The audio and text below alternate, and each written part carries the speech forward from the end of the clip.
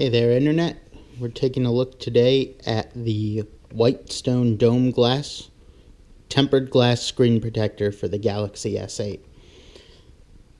If you're like me, you've been searching around for the perfect tempered glass screen protector to protect this phone, and a lot of the ones that are on the market right now are pretty terrible, primarily because they only have adhesive on the edges. And so you have a lot of problems with touch sensitivity in the middle of the screen on the phone. So this Whitestone Dome Glass, this is from a company based out of Korea, and has just become available in the US market in the past few months. And we're going to unbox it here, install it, and give it a try and see how it does. So I'm actually unboxing this for the first time, so you'll get to see it live along with me here. So, for starters, take that out of the way. We have a UV lamp, which is used to actually cure the adhesive after it's applied to the screen. And we have the USB cable to power that. And let's see.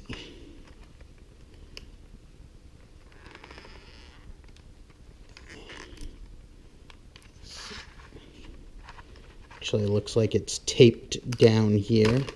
Oh, there we go.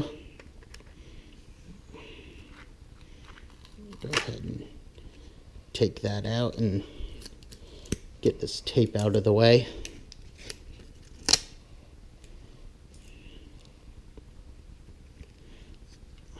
Oh, so we do have installation instructions. Looks like they are in English. There is a QR code for the installation video. They do have installation videos in English for the S7 Edge. As far as I could see, the installation videos for the S8 are only in Korean, but there are plenty of visual aids going through the video. So even if you don't understand Korean, as I don't, you should still be able to follow along with it. And let's see what else. We have this bushing. This is inserted into the top plate here. And then this is the adhesive tube is actually screwed in to this. And that's how the adhesive is applied to the screen. Set those aside. Right. And we have a bottom angle bar, and we have a top angle bar as well. And these are going to be used to just ensure the phone is properly lined up in the jig when the screen protector is applied, so that we can ensure we get edge-to-edge coverage and don't have any missed spots. So then we have the screen protector itself, and it does come encased in a protective film so that no fingerprints can get on it while we're moving it around here. And we have a few other accessories in here.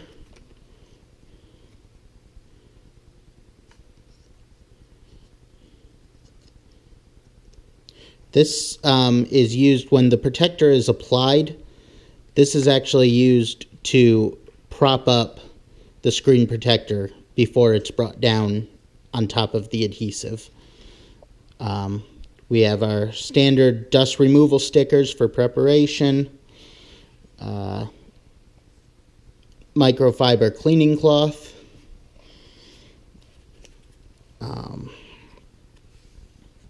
and some alcohol swabs to clean the screen before and after installation. And lastly, we have, let's see how this comes out, the adhesive tube. This actually contains the adhesive which we will use to apply the protector to the screen. So we got one more piece of tape on here. We'll go ahead and remove that, and we'll get started.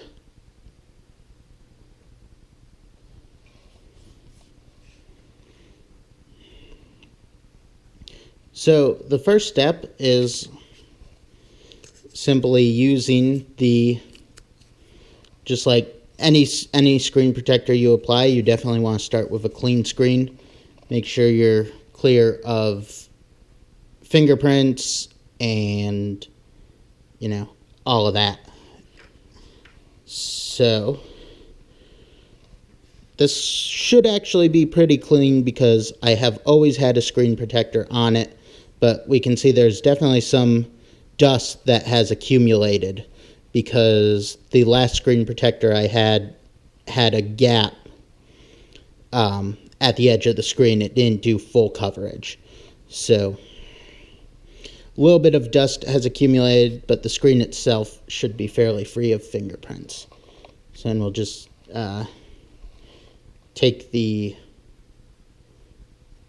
microfiber cloth here and just wipe it down, dry it off. We want to get it, just like with any screen protector, we want to get it as clean as possible because we definitely don't want to have to go removing the screen protector after the fact. I'm actually not even sure. The company Whitestone does have some videos showing that it easily peels off, but I'm not sure it can be reapplied after it's been peeled off. So we definitely want to make sure we're only applying this once. So then we'll go ahead and set the phone down in the jig here. And let's see. There we go. It's a very tight fit on the jig. I wouldn't necessarily say tight, but it's snug. So you just want to make sure your phone is absolutely level in the jig, because if it's not level, you're going to have problems with the adhesive running all over, and then we won't be able to get it installed properly. So there shouldn't really be any dust on here, but I'm going to go ahead and take one of these dust removal stickers and just dot around it and make sure I've picked up all of the residual dust that might have accumulated.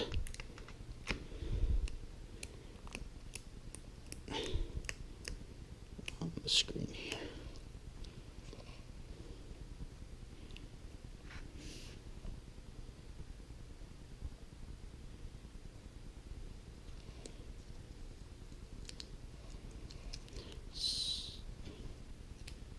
So our next step then is going to be to take this top component of the jig and let's see, it should apply right like that. It fits right in, lining up with this portion of the bottom part of the jig, so it fits right in there snugly. And then we'll take this this bushing here, and that is going to fit in to this center piece. Let's take a look here.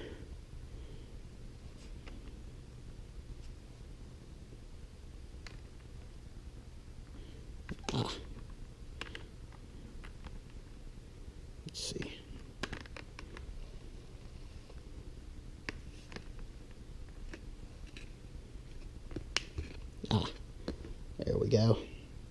So there's actually only one way that can fit in, and it's a little bit snug. That is definitely a little bit snug. That's would actually take some significant amount of force to remove.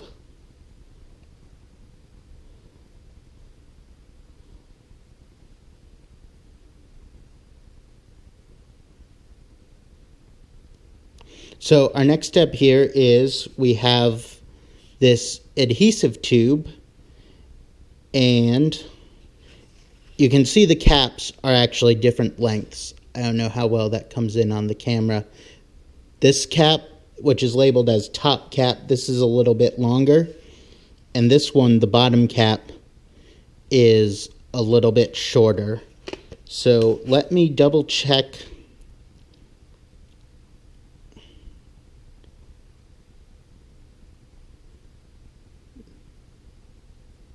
the instructions here, because the adhesive bottle needs to flip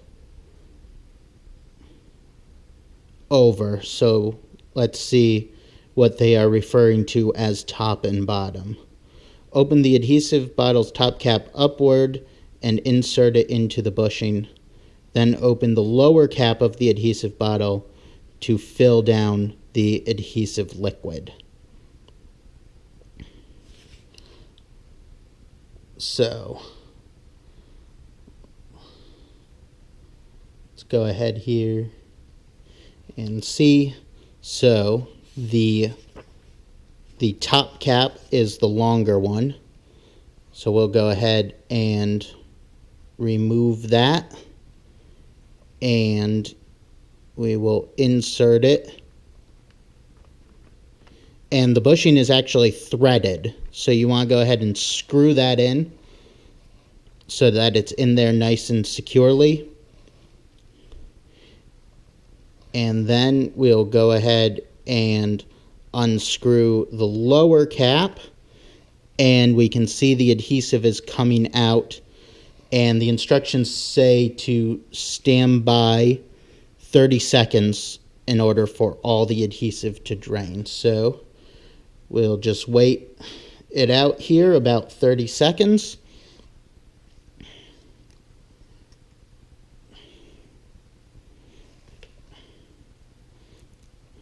And in the meantime, actually, I'm going to go back.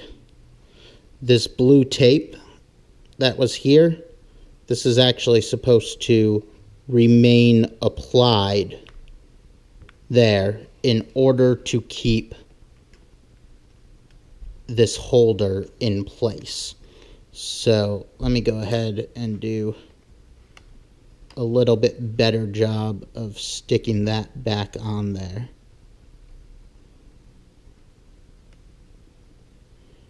There we go.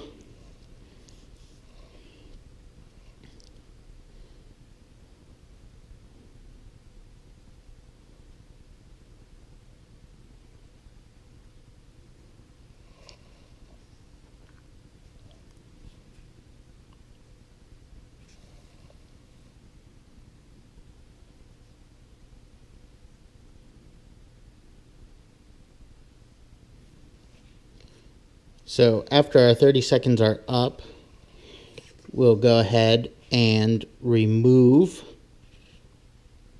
this adhesive tray and set it aside. And then we want to take our top bar and our bottom align bar and line them up there with the little notches on the installation jig.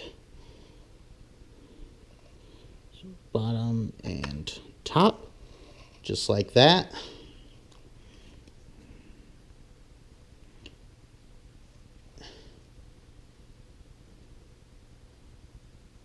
And so the way this works, there's actually a little notch in here, and that is actually going to slide between the tape and the bottom part of the jig. right like that. And what that's going to do is that's going to keep the screen protector propped up before we go to apply it, so that what we do is we will just pull this out slowly so that the screen protector falls down in a smooth motion, and that is what's going to help the adhesive spread over the phone. So let's go ahead, let's pull this out, and I'm not sure, okay, there is a protective film. You can see there's a tab here. There is a protective film on the screen protector. So we'll go ahead and pull that off like that. And we want to make sure we hold it only by the edges here and line it up with our top and bottom align bars and let it fall so that it is resting on this little tab here. And we'll make sure we have it straight, and then it should be as simple as pulling this tab out slowly.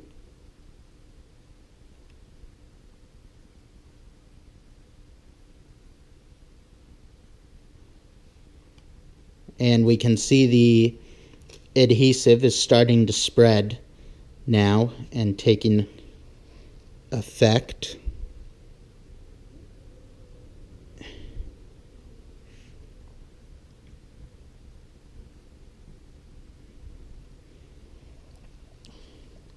And we should wait, I believe it says to wait about 80 to 90 seconds for the adhesive to spread entirely over the phone.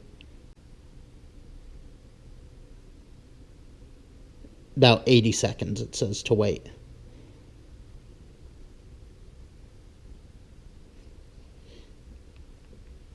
And then we want to go ahead and remove these bars once the adhesive has started to spread, so that it'll spread to the final corners.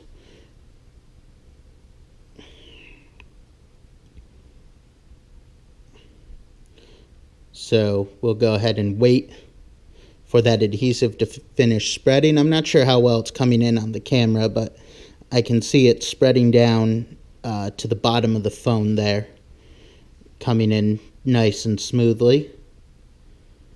And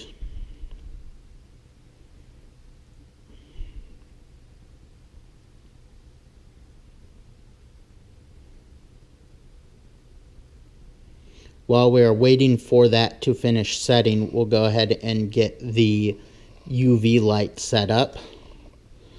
So this has two little feet that fold down just like that. Let me do that on camera for you guys. And then it's just going to sit over the top of the jig like that. And there should be, yes, so we have a micro USB port on it and the power button for it. So they include a micro USB cable for it, and you should be able to power it via any USB power source, you know, your laptop computer, USB wall outlet. I have this portable power bank here that I'm going to attempt to power it from.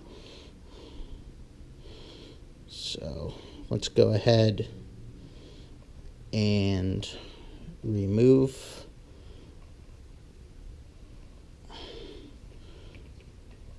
So we'll go ahead and, of course, if this was USB-C like it is on the Galaxy S8, we wouldn't have to struggle to find which way to plug it in, but alas, I guess they are not quite there yet. So let me go ahead and plug this into my power bank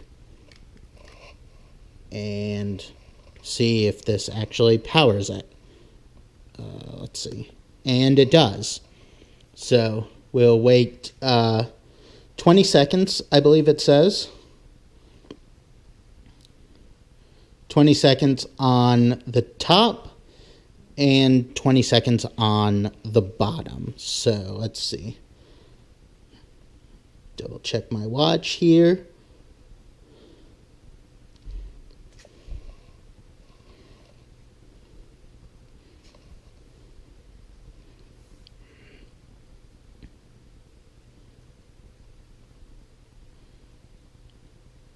So we are 20 seconds on the top, and we'll go ahead and move this down to the bottom, and 20 seconds on...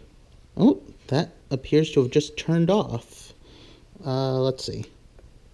And 20 seconds on the bottom. I guess it has an automatic shut-off feature, which is probably a good thing in terms of safety.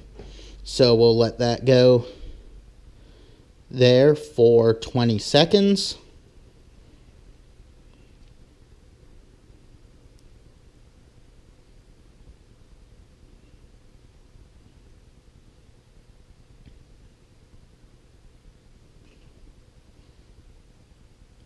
Okay, so we'll go ahead and turn that off, and now we should be cured enough that we can remove the phone from the jig.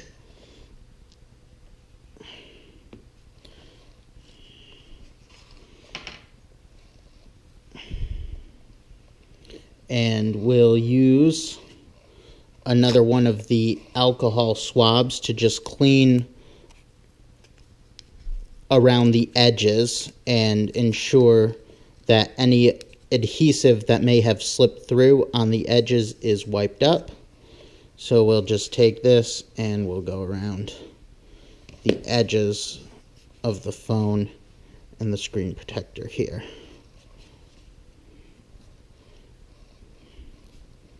Go around all the edges, make sure everything's cleaned up, and then we'll take the microfiber cloth and just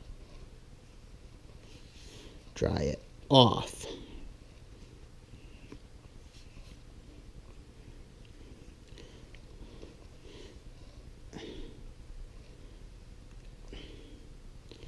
And after we are done with that, we're going to put it on the UV light again for 10 seconds on the top, and then 10 seconds on the bottom.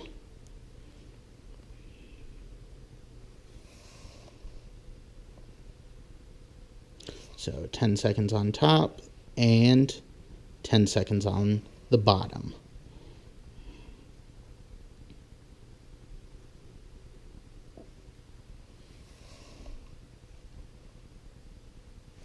Okay, so we'll go ahead and shut that off. And that should be everything. So, certainly seems to be on there very smoothly. I don't see any air bubbles or anything like that on the screen. So, let's go ahead and power the phone on and see what we see in regards to touch sensitivity.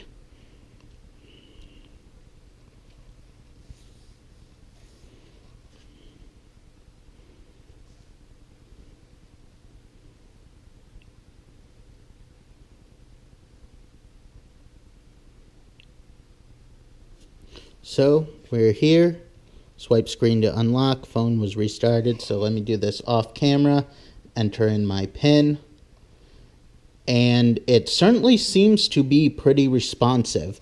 Areas of the screen that I had trouble responding with my last screen protector, particularly when entering in my PIN, that seems to be much more responsive now.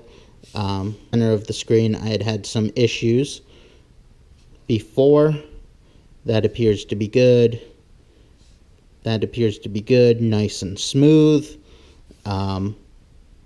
Long press on the home button definitely seems to be much improved. I have my hard press on the home button, I have it set to the lowest sensitivity. And even on the lowest sensitivity with my old screen protector, I thought it took quite a bit of force to actually actuate the hard press on the home button. So let's see, if we go ahead and lock the phone and long press on the home button, activate the iris scanner, that is actually much improved from what I was seeing with my old screen protector. Before, I really had to push down at that bottom part to actuate the long press on the home button. Another issue I had with the other screen protector also at the bottom was swiping up for Samsung Pay, and that comes up right now from everywhere. No problems. And I had issues before too with swiping down on the notification bar, and that comes right down as well. No problems. So certainly on first impressions, everything seems to be good. I can slide back and forth on the screen. If we go in the center of the screen, bring up maps, that comes up just fine. I can say definitely, even just for these few minutes that we have been on the video, definitely much greater, much improved response rate over my previous screen protector.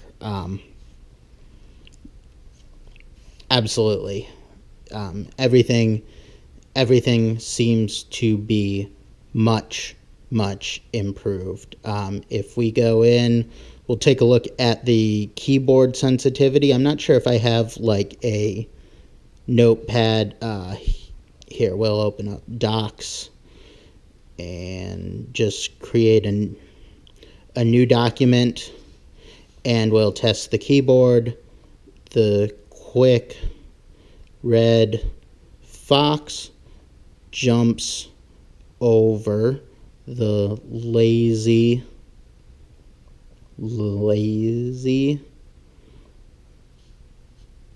brown dog. So that sentence, of course, as you probably know, includes all the letters of the English language. So we hit every button on the keyboard and absolutely no problems with responsiveness. Everything came up first press. It's just night and day difference over my old screen protector. Edge panel access comes right up, no problems. Whoops. That was not an issue of the screen protector. That was an issue of my fat fingers trying to cycle through the edge panels here. Everything seems to be very responsive. Home button is responsive.